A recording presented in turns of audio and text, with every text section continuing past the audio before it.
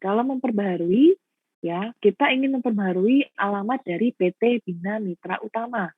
Maka yang diupdate, ya, ini ada perintah update. Apa nih yang diupdate? Yaitu yang diupdate adalah data pemasok. Lalu yang kita ubah itu bagian apa? Yaitu adalah alamat. Ya, alamatnya diubah. Di mana?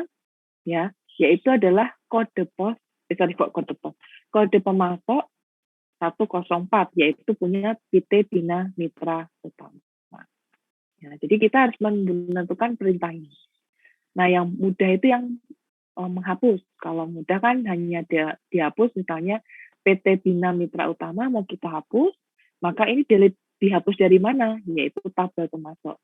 Ya, di mana kode pemasok 104 lalu kita delete. Nah, bahasa-bahasa seperti ini yang akan dibuat apabila untuk pengubahan data. Ya. Lalu kita masuk yang ketiga, yaitu querying a database. Nah, di sini adalah dalam querying database itu ada serangkaian perintah yang digunakan untuk mengquery database. Disebut data query language. Nah, DQL ini digunakan untuk menginterogasi database, mencakup meretrieve data atau mengambil data, kemudian menyortir data, mengurutkan data, dan menyajikan database. Ibaratnya tadi saya juga sudah sampaikan, untuk querying itu adalah kita menampilkan data atau output hasilnya, output data, ya, yang nanti akan kita laporkan. Ya, jadi dia akan meretrieve data, menyortir data, mengurutkan data, kemudian menyajikan sebagian database. Memang dalam querying data ini biasanya bukan dalam bentuk laporan yang secara secara rutin gitu ya, secara reguler dibuat, tapi biasanya memang dibutuhkan sewaktu-waktu atau diminta, maka kita akan melakukan sorted data, urutkan data, dan menyajikan sebagian database gitu ya, query. Nah, di sini DQL biasanya berisi perintah-perintah yang easy to use dan powerful yang memampukan user untuk memuaskan kebutuhan informasinya. Jadi, DQL ini memang dilakukan supaya user itu dapat mendapatkan informasi yang sesuai yang diharapkan. Jadi misalnya cuma pengen tahu informasi tentang pelanggan dan juga berapa kreditnya, itu cukup itu aja udah cukup gitu. Jadi nggak perlu data pelanggan lengkapnya apa, kan kadang nggak perlu ya, ada beberapa orang nggak perlu, hanya butuh berapa sih pelanggan A itu utangnya, berapa sih pelanggan B itu utangnya gitu. Jadi biar kita tahu, tapi kita tidak perlu melihat detail siapa A, B tadi. Nah, sebagai contoh untuk bahasa di query itu adalah misalnya ini, kita ingin mengetahui ya berapa saldo dari berapa hutangnya perusahaan terhadap pemasok, ya. Maka di sini kita akan memilih nama dan saldo, nama pemasoknya dan saldonya. Kemudian dari data mana? Dari data pemasok. Lalu yang dipilih itu berdasarkan apa? Gitu, yang dipilih berdasarkan apa?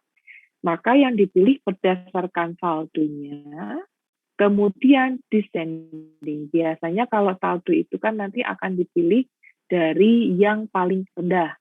Jadi 1, 2, 3 gitu tuh kalau kan yang paling rendah. Kita pilih yang dari paling tinggi berarti descending. Kalau yang dari rendah ke besar itu berarti ascending. Ya, maka hasil query-nya seperti ini. Kita nggak perlu nih, kadang kan user nggak perlu mengetahui PT Bina ini alamatnya di mana, terus PUD sendiri nggak perlu. Jadi hanya perlu siapa namanya, saldonya berapa.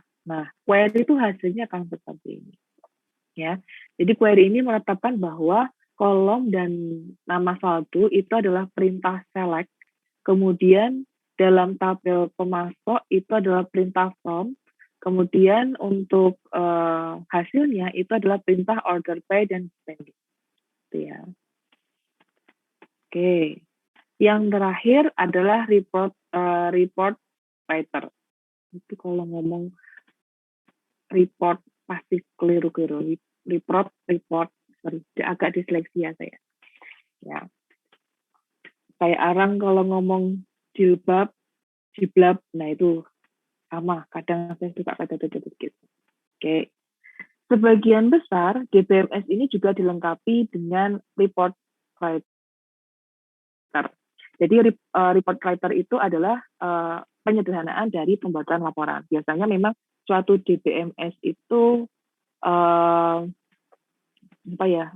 pasti ada report dari outputnya. Jadi pasti nanti akan ada hasilnya seperti apa. Jadi untuk menyederhanakan dari pembuatan laporan. Jadi suatu bahasa yang untuk menyederhanakan pembuatan laporan. Nah, di sini biasanya menetapkan elemen apa aja yang ingin mereka cetak, format laporannya seperti apa, kemudian nanti dari report writer-nya itu akan mencari database-nya, menguraikan data yang diperlukan, mencetak sesuai dengan format laporan. Ya, kalau saudara udah di akhirat udah diajari bagaimana menampilkan laporan, contoh misalnya neraca saldo sudah pernah belum ya?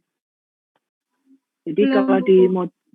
belum, kalau nggak salah di modul itu ada saudara diminta untuk mencoba menampilkan neraca klasik.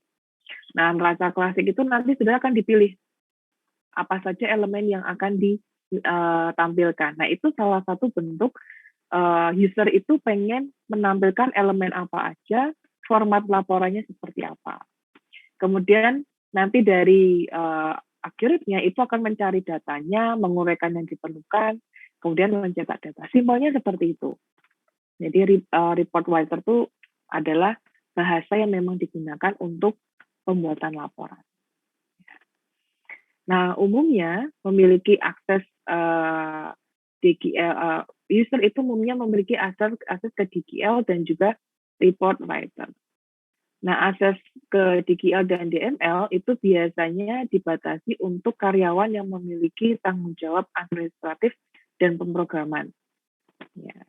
Oke, jadi yang diberikan tanggung jawab untuk DGL dan DML itu adalah yang memang punya tanggung jawab secara administratif dan memang melaksanakan program tersebut. Jadi intinya dia yang memang menjalankan program tersebut, ya. Jadi biasanya punya akses untuk DGL dan DML.